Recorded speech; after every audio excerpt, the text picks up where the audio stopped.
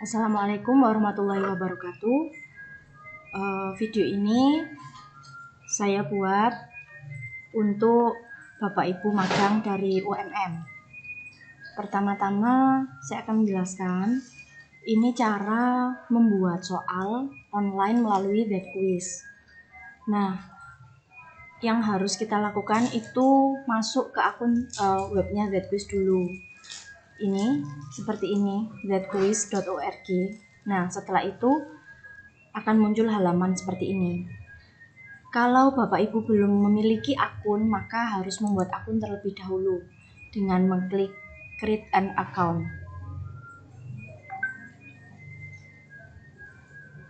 Nah, akan muncul seperti ini. Yang harus dibuat adalah isi dulu first name, last name, password, email, kemudian yang ada di foto ini diketikkan di sini, ini dicentang. Nah, kemudian baru kita bisa membuat akun baru di sini. Karena saya sudah memiliki akun, maka saya tidak perlu membuat lagi. Saya akan langsung masuk saja.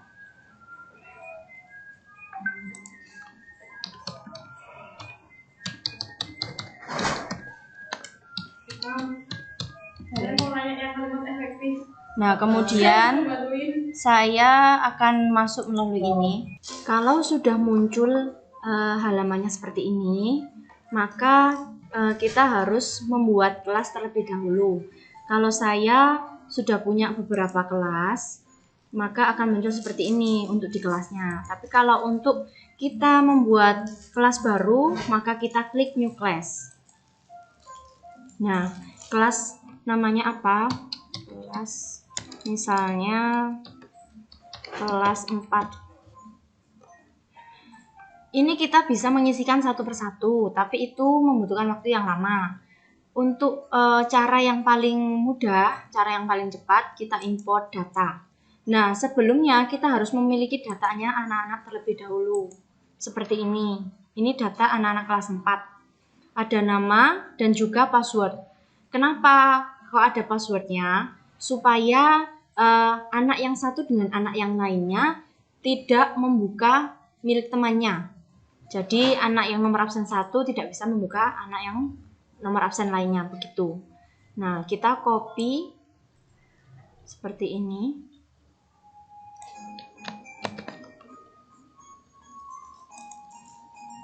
Kita letakkan di sini. Nah, akan muncul seperti ini. Kalau sudah, kita klik last name, first name. Kalau yang menggunakan first name, last name, ini nantinya berpengaruh ke daftar nilainya. Kalau saya lebih suka yang ini.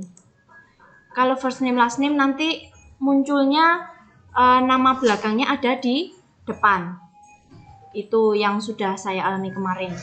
Kemudian kita klik password, kita import.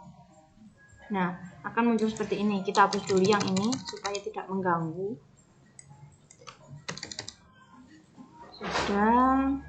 Nah, kalau sudah seperti ini, nah ini kan ada satu anak yang namanya hanya satu, Ulvia, seperti itu. Maka yang passwordnya ini harus kita pindah ke sebelah sini. Dan Ulvianya biasanya saya tulis namanya 2 kali.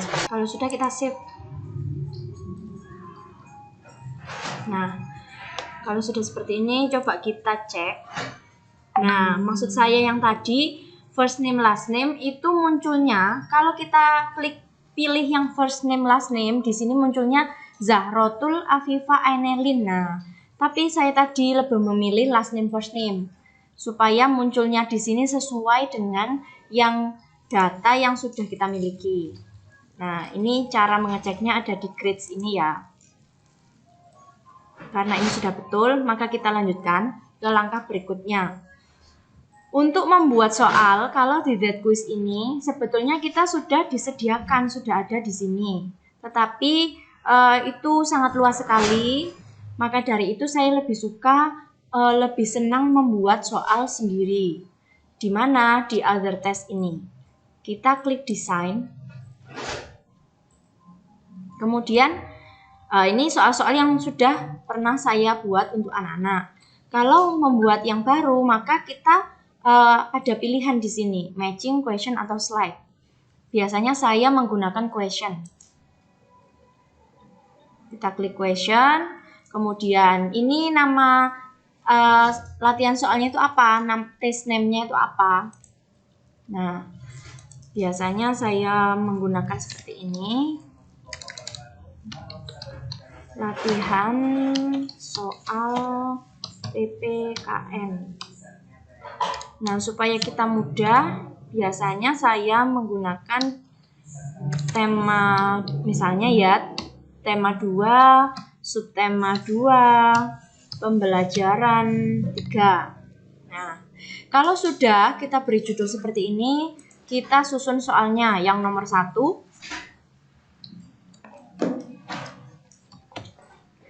Misalnya soalnya seperti ini.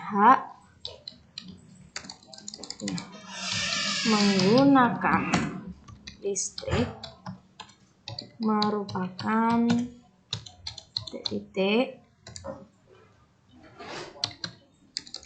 manusia dalam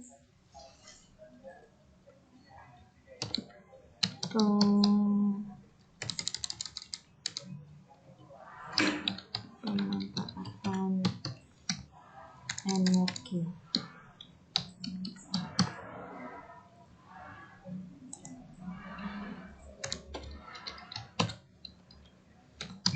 Nah, misalnya itu seperti ini, misalnya contohnya yang pertama, menggunakan listrik merupakan salah satu titik-titik manusia dalam pemanfaatan energi. Nah, karena pada tema 2, subtema 2 itu kita membahas tentang hak dan kewajiban terhadap penggunaan energi, maka soalnya kurang lebih seperti ini. Nah, untuk kunci jawabannya kita bisa letakkan, memang harus diletakkan di pilihan yang pertama ini. Jawabannya adalah H. Nah, untuk pilihan yang kedua sampai keempat itu kita beri jawaban yang salah.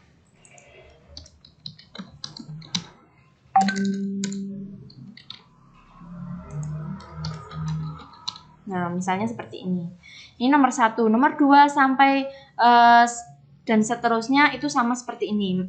Jadi soalnya ada di kotak yang sebelah ini. Kemudian jawaban yang betul ada di tabel yang pertama. Jawaban yang kedua, 3, dan 4 itu merupakan pilihan jawaban yang salah. Ini ada pilihannya di order ini, random atau fix. Nah, kalau random itu untuk analisisnya kita kesulitan karena soalnya akan diacak. Tapi kalau fix, ini soalnya di anak-anak nanti itu sama, nomor 1 sampai 5 itu sama. Soal nomor 1, 2, 3, 4, 5 itu sama. Tapi kalau kita pilih yang random, itu soalnya akan teracak. Misalnya di anak yang pertama, nomor 1 itu bisa menjadi nomor 5. Di anak yang kedua, nomor 1 tetap di nomor 1. Begitu juga dengan yang lainnya. Sehingga saya lebih memilih ini soalnya diurutkan supaya pada analisisnya nanti lebih mudah. Nah, kalau sudah selesai, Bapak Ibu, misalnya kita memiliki 10 soal sudah kita masukkan di sini. Nah, oh iya, ini bisa juga kita sisipkan gambar. Misalnya, soal yang kedua, kita menyisipkan gambar. Ini ya, ada yang simbol seperti huruf I, kita klik, kemudian choose file. Kita pilih. Sebelumnya kita harus memiliki gambar yang sudah akan kita gunakan. Kita simpan dulu. Seandainya ini, nomor 1 ini, kita masukkan atau sisipkan ke soal yang ingin kita gunakan. Nah, kalau sudah seperti ini, kita accept. Nah, gambar yang tadi kita sisipkan sudah, simbol I tadi sudah berubah menjadi gambar. Maka dari itu, ini sudah berhasil kita sisipkan ke soal yang nomor 2. Tinggal kita tulis soalnya dan kemudian pilihan-pilihannya ini, pilihan yang pertama itu merupakan kunci jawabannya. Pilihan yang selanjutnya itu pilihan jawaban yang salah. Kalau sudah, ini kan soal pilihan ganda. Bisa juga Bapak Ibu membuat yang isi. Ini, kita tinggal klik saja yang add isi. Akan muncul di bawah sendiri seperti ini. Tetapi kalau isi ini biasanya saya hindari karena kunci jawabannya itu misalnya hanya satu kata. Ketika anak-anak tidak ada kata tersebut, maka otomatis disalahkan sama sistemnya. Sehingga saya kalau isi biasanya di buku saja. Kalau that quiz ini khusus untuk soal pilihan ganda saja, begitu. Kalau sudah selesai, kita klik save. Nah, soal yang baru saja kita buat akan muncul di posisinya paling atas sendiri, seperti ini. Kalau sudah siap, kita yakin bahwa soal ini sudah betul, maka kita assign. Kita klik assign. Nah, akan muncul seperti ini. Nah, kalau sudah seperti ini, tinggal kita copy linknya saja. Di bagian ini, kita klik kanan, copy link address, seperti ini. Nah, tinggal kita copy-nya, kita paste di sini. Misalnya, kita kirim ke grup kelas kita. Seperti ini, akan muncul seperti ini. Kalau sudah muncul seperti ini, kita kirim. Nah, kemudian kalau sudah seperti ini, anak-anak akan mengerjakan sesuai dengan password yang sudah kita berikan. Sebelumnya kita harus menginformasikan dulu passwordnya anak-anak itu apa, seperti itu. Kemudian, kalau anak-anak sudah mulai mengerjakan, saya berikan contohnya, caranya supaya kita tahu anak-anak sudah mengerjakan atau belum. Saya ambil kelas saya saja ya. Ini kan banyak kelas. Karena kelas yang tadi belum pernah anak-anak kerjakan soalnya, saya ambil kelas yang sudah saya susun. Kemudian kita klik grades. Nah, ini adalah contoh hasilnya anak-anak ketika sudah selesai mengerjakan soal. Kalau ada kotak yang berwarna kuning seperti ini artinya anak-anak masih proses mengerjakan. Nah, kalau yang sudah selesai, otomatis nilainya akan muncul seperti ini. Jadi ini salah satu cara supaya kita bisa membuat soal secara online itu lebih mudah, tanpa kita mengoreksi. Bapak Ibu, sekian penjelasan dari saya. Semoga bermanfaat untuk panjenengan semua. Terima kasih atas perhatiannya. Saya akhiri. Wassalamualaikum warahmatullahi wabarakatuh.